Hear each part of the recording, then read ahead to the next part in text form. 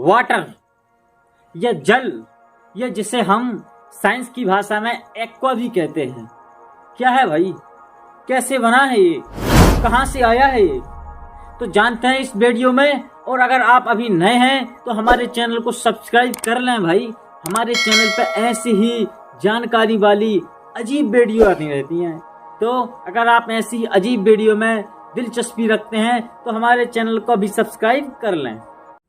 तो भाई एक वैज्ञानिक थे लेंस कैवेंडिश। तो इन्होंने क्या किया था, दो गैसें ली थी। कौन कौन सी? एक हाइड्रोजन और एक ऑक्सीजन। तो इन्होंने इनकी माप तोल के एक छोटी सी क्रिया करनी चाहिए थी, लेकिन ये हुई तो नहीं थी।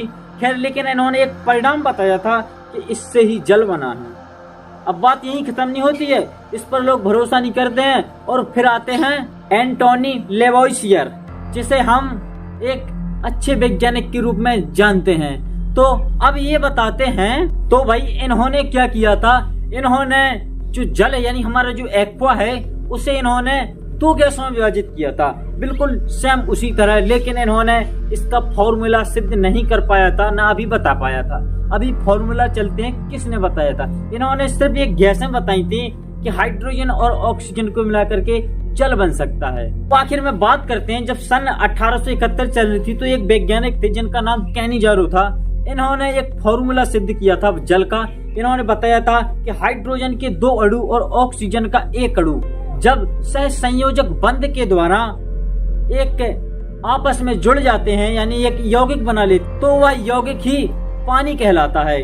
हम अच्छी तरह परिचित हैं कि पानी पदार्थ की तीनों अवस्थाओं यानी ठोस व द्रव व गैस तीनों में पाया जाता है। ठोस के रूप में यानी बर्फ के रूप में पाया जाता है, जो कहीं पहाड़ों पर जैसे हिमालय पर ही मान लो भाई कितनी बर्फ जमी रहती है तो वहाँ पाया जाता है। कहीं गैस के रूप में पाया जाता है, जो भाप वगैरह उड़ती रहती है, इसके रूप में पाया जाता है। वो जो नॉर्मल पानी हमारे यूज का होता है वो एक तरल अवस्था में पाया जाता है, जिसे हम अपनी दैनिक क्रियाओं में यूज करते हैं। भाई पानी के बिना तो जीना ही मुश्किल है हमारा, क्योंकि पानी हमारी एक मूलभूत आवश्यकता है।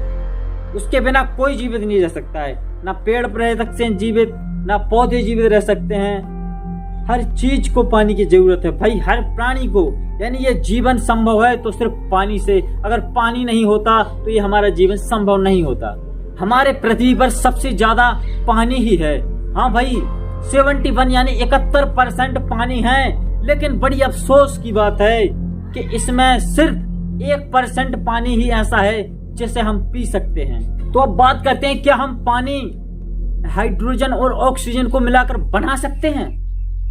अरे भाई बना सकते हैं, जब इसका फार्मूला पता है, हमें सब कुछ जानते हैं कि हाइड्रोजन के 2 अणु ऑक्सीजन का 1 अणु जब आपस में सहसंयोजक बंध के द्वारा जुड़ जाते हैं तो पानी बन जाता है। तो क्यों हम इस रिएक्शन को नहीं करा सकते हैं? तो जानते हैं क्यों नहीं। अगर करा सकते हैं तो अब तक किसी ने कराया क्यों नहीं? अब तक किसी ने पानी बनाकर हमें दिखाया क्यों नहीं? भाई साइंस इतनी तरक्की कर ली है, कितने प्रकार की यौगिक बने हैं, ना जाने कैसी कैसी दवाइयाँ, कैसे कैसी चीजें बना दी हैं। विज्ञान आज चांद पर पहुंच चुका है और भी ना जाने कितनी तरक्की करेगा आगे, पता नहीं। लेकिन क्या आगे जाके पानी भी बना सकेगा? अरे भाई इसका जब हमें फार्मूला पता है तो क्यों नहीं बना सकते? मानव के शरीर का 65% भाग पानी से बना होता है, और वही बात करें स्त्रियों की तो इनका 52% भाग यानी 52% शरीर का जो है वो पानी ही है। एक बात और जान लेते हैं, आखिर ये पृथ्वी पर पानी आया कहाँ से, और आया तो ये कब आया, कितना पुराना है पानी? तो जानते हैं भाई पानी बहुत पुराना है यार। 4.5 अरब साल पहले जब पृथ्वी का निर्माण हुआ था तो उसके कुछ ही समय बाद पानी का निर्माण हो गया था। यानी एक तरल चीज जो है वो पृथ्वी पर आ चुकी थी और उसे ही आज पानी कहते हैं। तो पानी हमारा बहुत पुराना है। तो ये दुनियादारी छोड़ के आज हम सीधी बात करेंगे कि आखिर हम पानी को क्यों नहीं बना सकते भाई? क्या है ऐसा, क्या हो जाएगा अगर हम बनाने की कोशिश करेंगे?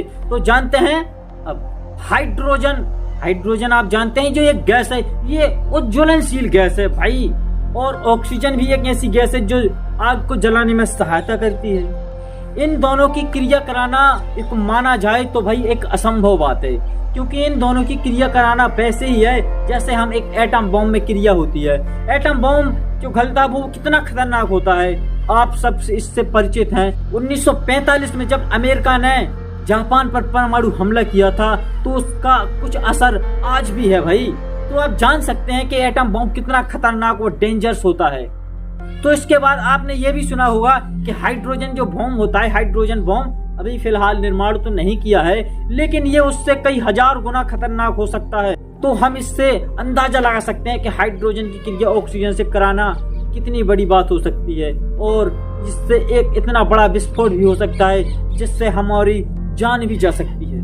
तो अब बात है, आखिर ये रिएक्शन हो नहीं सकती तो पानी फिर पृथ्वी पर 4.5 अरब साल पहले आया कैसे? तो भाई आपने बिग बैंग थ्योरी तो पढ़ी ही होगी, जिससे हमारे सौर मंडल का निर्माण हुआ था। उसी प्रकार एक घटना और भी हुई होगी ब्रह्मांड में।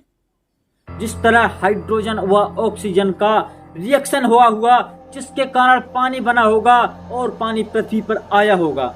पानी पृथ्वी पर ही नहीं, और भी कई ग्रहों पर हो सकता है भाई। ये प्राकृतिक चीज है। जिस तरह और अनेकों सारे ग्रह हैं, जिस प्रकार ब्रह्मांड में अनेकों सारी गैलेक्सियां मौजूद हैं, अनेकों सारे तारे, कई करोड़ों अरबों खरबों तारे हैं। अगर हम कहें कि हमारी सोच से बड़ा क्या है, तो हमारी सोच से भी एक चीज बड़ी है, वो है हमारा ब्रह्मांड, जिसे हम सोच भी नहीं सकते कि ये कितना बड़ा हो सकता है। तो जैसे हमने जाना कि एटम बम में न्यूक्लियर फ्यूजन की जो क्रिया होती है, उसके कारण जो उसका न्यूक्लियर होता है वो 2 नाभिकों में बट जाता है।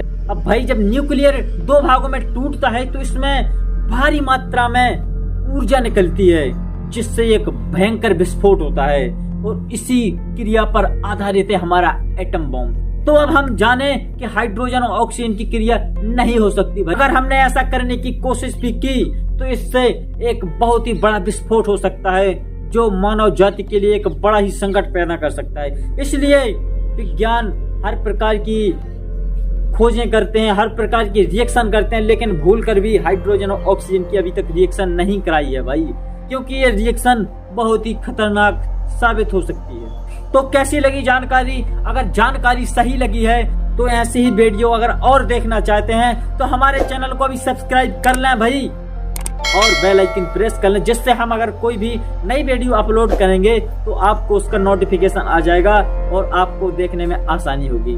धन्यवाद। आपका दोस्त प्रहलाद वर्मा।